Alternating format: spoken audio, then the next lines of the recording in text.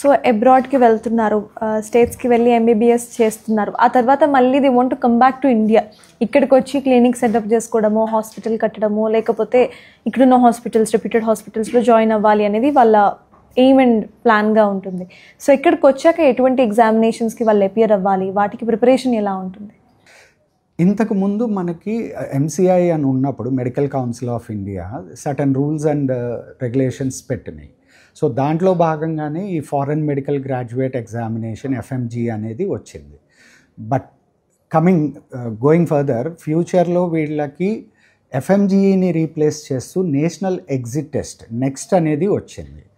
So ఈ next exam అనేది ఎవరైనా, అంటే ఇండియాలో చదివిన పిల్లలైనా లేకపోతే అబ్రాడ్లో ఎంబీబీఎస్ చదువుకొని వచ్చిన పిల్లలైనా, ఈ నెక్స్ట్ ఎగ్జామ్ క్లియర్ చేసిన తర్వాత మాత్రమే వాళ్ళకి రిజిస్ట్రేషన్ నెంబర్ అనేది వస్తుంది.